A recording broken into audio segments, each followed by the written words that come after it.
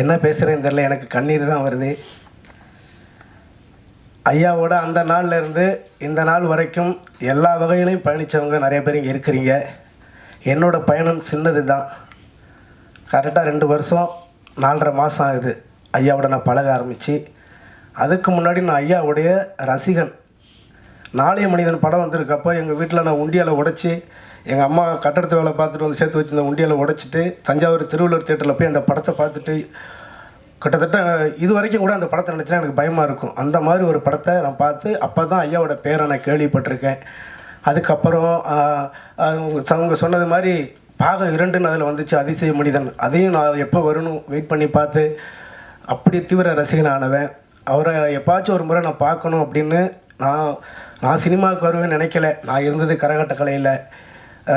நான் இவ்வளோ தூரம் வந்துட்டு ஐயாவை எப்படியாச்சும் நான் பார்க்கணும்னு நினச்சிக்கிட்டு இருக்கும்போது என்னோட கூட இருக்கிற தம்பி மூர்த்தி தான் அடிக்கடி சொல்லாப்புல, நான் ஐயாவை அடிக்கடி பார்ப்பேன், ஐயாவோட தான் இருப்பேன் அப்படின்னு சொன்னாப்புல. என்னை ஒரு முறை ஐயாட்ட கொண்டே காட்டி விடு மூர்த்தி அப்படின்னு சொன்னேன். அப்போ ஐயா அந்த சிங்கப்பூர் டீ கடைக்கு ஏத்தாப்பில் சந்தில் உள்ளற ஒரு சின்ன ஒரு இதில் இருந்தாங்க. அப்போ தான் அங்கே போய் ஐயாவை முதல்ல பார்க்குறேன். அன்னைக்கு ஆரம்பித்த பழக்கம். எங்கள் அப்பா தான் இறந்துருந்தாங்க. இது நாள் வரைக்கும் எனக்கு ஒரு அப்பாவா, ஒரு அண்ணனா, ஒரு வழிகாட்டியா, ஒரு ஆசானா, ஒரு நண்பரா என்னோட ரொம்ப பயணிச்சிருக்கிறாங்க ஐயா. ஒரு நாளைக்கு நாங்கள் 3 வேளை சந்திப்போம். காலை மதியம் இரவு 3 வேளையுமே சந்திப்போம். முழுசாக கூட நாங்கள் இருப்போம். ஆனால் அவர் அதுக்கு ஒத்துக்க மாட்டார். ஏன்னா ஐயாட்ட இருக்கிற நிறையா பண்புகளில் ஒரு பண்பு என்கிட்ட இருக்குது. அது என்ன பண்புனா அம்மாவை பார்த்துக்கிறது. ஐயாவுக்கு அம்மானா உயிர், அந்த அம்மாவுக்கு ஐயானா உயிர். நேற்று கூட நான் போய் பார்த்தேன். இந்த ரவி சார் இருந்தாங்க. நான் இங்கேருந்து போகிறேன், அம்மாவோட அழுகு சார் இருக்குது. எங்கே சார் அம்மான்னு கேட்குறேன். ஐயா உட்காந்துருக்க ரூமில் ஃபோட்டோக்கு முன்னாடி உட்காந்து அழுதுட்டுருக்காங்க. எனக்கு அழுகு வந்துருச்சு. இந்த நிலை யாருக்குமே வரக்கூடாது. அந்த அம்மாவை நான் செத்து அவர் இருந்திருக்கக்கூடாதா அப்படின்னு சொல்லும்போது எனக்கு அழுகை தவிர அவர் ஒன்றுமே இல்லை. அப்படிப்பட்ட ஒரு ஐயா எல்லாருக்கிட்டேயும் எத்தனை விதமாக அப்படி நீங்கள் சொல்கிறீங்க, அப்போ அதை சாதிச்சிருக்காங்க இதை சாதிச்சிருக்காங்க அப்படின்னு ஐயா என்கிட்ட பழகும்போது அன்பை தவிர வேறு ஒன்றுமே இல்லை. அந்த அன்பு தான் எனக்கும் அவருக்கும் ஒரு அடித்தளமாக இது வரைக்கும் இருந்துச்சு. பேச்சே வரல. அந்தளவுக்கு ஐயா என்னோட பழகிருக்கிறாங்க. எனக்கு என் வீட்டுக்கு வர்றப்பெல்லாம் என் குடும்பத்தில் ஒருத்தராக, என் பேரம்பேத்திகள் அவர் பேரம்பேத்திகளா, என் பிள்ளைகள் அவர் பிள்ளைகளாக தான் பார்ப்பாங்க. எந்த நேரம் வரும்போது பழங்களோட தான் வருவாங்க. அவரு கூட எனக்கு அவ்வளோ ட்ரெஸ் எடுத்து கொடுத்துருக்காங்க. நான் கெஞ்சுவேன், ஐயா வாங்கய்யா, நான் ஒரே ஒரு ட்ரெஸ் உங்களுக்கு எடுத்து கொடுக்குறேன்னு. இல்லைங்கய்யான்னு சொல்லிட்டு நீங்கள் வந்து ஆதி விதைங்கய்யா அப்படின்னு என்னை அடிக்கடி ஊக்கம் கொடுத்துக்கிட்டே இருப்பார். நிறையா துன்பத்தில் நான் தோழுவேன். ஒரு 20 குடும்பத்தை வச்சு கட்டி ஆண்டுகிட்டு இருக்கேயா, கஷ்டமாக இருக்கையா அப்படின்னு சொல்லுவேன். எனக்கு அடிக்கடி தைரியம் சொல்லுவார் ஐயா. ஐயாவுடைய ஒரே ஒரு ஆசை என்னால் நிறைவேற்ற முடியலை. எப்படியாச்சும் இந்த பாட்டை வந்து நீங்கள் உங்கள் குரலில் நான் கேட்கணுன்னு ஆசைப்பட்டாங்க. நான் ஐயா அந்த பாட்டை வந்து இசையமைச்சிருக்கிறவங்க ஐயா இசைஞானி ஐயா இசையமைச்சிருக்காங்க, மலேசியா ஐயா பாடியிருக்காங்க, அதை நான் பாடணும்னா அது அனுமதி அவங்கள்ட்ட வாங்கணுமே அப்படின்னு நான் கேட்டேன். கண்டிப்பாக நான் வந்து அதை அனுமதி வாங்கி தந்து நீங்கள் அந்த பாட்டை கண்டிப்பாக நீங்கள் மறுபடி அந்த மியூசிக்லேயே பண்ணாலும் சரி, இல்லை நீங்கள் தனியாக மியூசிக் பண்ணாலும் சரி அப்படின்னு என்கிட்ட வந்து கேட்டாங்க. அதுதான் என்னால் முடியாமல் போச்சு வாழ்க்கையில். அந்த மாதிரி ஒரு நல்ல ஒரு மனுஷனை, ஒரு ஆளுமையை எப்படி இனிமேல் என் வாழ்க்கையில் கிடைக்க போகுதுன்னு தெரியல. ஐயாவுடைய ஆசி எப்போதும் என்னோட இருக்கணும், நம்மளோட இருக்கணும்னு வேண்டிக்கிறேன். இப்போ உள்ள தலைமுறைக்கும் பின்னாடி உள்ள தலைமுறைக்கும் ஐயா பெரியாருன்னா ஐயாவோட மகன் தான் ஞாபகத்துக்கு வரும். அந்த அளவுக்கு சாதனைகளை செஞ்ச ஐயா என்றைக்கும் நம்மளுக்கு வழிகாட்டியாக இருப்பார்னு நான் நம்புகிறேன். இந்த இடத்துல எனக்கு அதிகமாக பேசுகிறதுக்கு வார்த்தை வரல. ஐயாவோட கடைசி காலத்தில் இருந்து இது நாள் வரைக்கும் அவருக்கு தேவையானது அனைத்தையும் பக்கத்தில் இருந்து பண்ண எல்லாருக்கும் நான் நன்றியை தெரிவிச்சுக்கிறேன். ஐயாவோட ஒரு மகனாக நான் இருந்து ஐயாவோட குடும்பத்தில் உள்ள எல்லாருக்குமே நான் நன்றியை தெரிவிச்சுக்கிறேன்.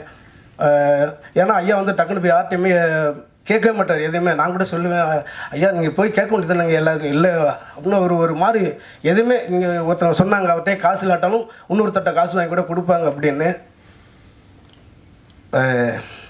சொன்ன மாதிரி நான் ஒரு ரெக்கார்டிங் போயிட்டுருக்கிறேன்.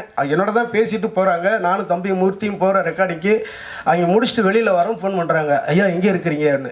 எப்போவுமே ஃபோன் பண்ணும்போது ஒரு சாதாரணமாக பண்ணுவாங்க. அன்றைக்கி பேசும்போது ஏதோ ஒன்று ஒரு அழுத்தம் எனக்கு தெரிஞ்சு. என்னங்கய்யான்னு கேட்டேன். வாங்க அப்படின்னு சொன்னாங்க. ஒரு 1/2 மணி நேரம் ஆகுங்கன்னு சொன்னேன். வந்துக்கிட்டே இருக்கிற மறுபடியும் ஃபோன் வந்துச்சு. ஃபோன் வந்தோடனே மூர்த்தி நான் வீட்டுக்கு போகிறேன், நீ அந்த பைக் எடுத்துகிட்டு போய் ஐயா போய் கூட்டிகிட்டு வா, இல்லாட்டா ஊசி போடுவோன்னு சொல்லிட்டு போய்கிட்டே இருக்கிறேன். அங்கே மனோசார் வீட்டுக்கிட்ட போகும்போது மனசு கேட்கல, சரி வண்டியை திருப்புங்க அங்கேயே கொண்டு போயிடுவோம் அப்படின்னு போனால் அம்மா மடியில் படுத்துருக்குறாங்க, வேர்த்து ஓடுது. அம்மா சேலை வச்சு தொடச்சிக்கிட்டு அழுதுகிட்டு இருக்கிறாங்க. ஒன்றுமே புரியலை. உடனே நான் மூர்த்திக்கு நான் நன்றி தெரிவிச்சுக்கிறேன். உண்மையிலே அவர் ஆஸ்பத்திரியிலேருந்து வந்து இது வரைக்கும் நான் இருந்து பக்கத்தில் இருந்து பார்த்துக்க முடியலை. ஏன்னா எனக்கு என் ஊர் தஞ்சாவூர், என் குடும்பத்தில் எல்லாம் முடியாமல் இருக்காங்க. இல்லைன்னா நான் ஐயாவோட கடைசி வரைக்கும் இருந்திருப்பேன். அந்த நேரத்தில் அதுலேருந்து இது வரைக்கும் மூர்த்தியாக இருக்கட்டும், ஜெகதீஷ் ஐயா இருக்கட்டும், சாராக இருக்கட்டும், குடும்பத்தினர்கள் எல்லாமே ஐயாவுக்கு எந்த குறையெல்லாம் நல்லபடியாக பார்த்துக்கிட்டாங்க. அவங்க எல்லாருக்கும் இந்த வேளை நான் நன்றியை தெரிவிச்சுக்கிறேன். நான் கேசட்டில் தான் பாட முடியல. இந்த மேடையில் ஐயா ஆசைப்பட்டது மாதிரி ஒரே ஒரு பல்லவி ஒரு சரணம் மட்டும் நான் பாடலான்னு ஆசைப்பட்றேன். உங்களுடைய வேண்டுதலோட, உங்களுடைய அனுமதியோட.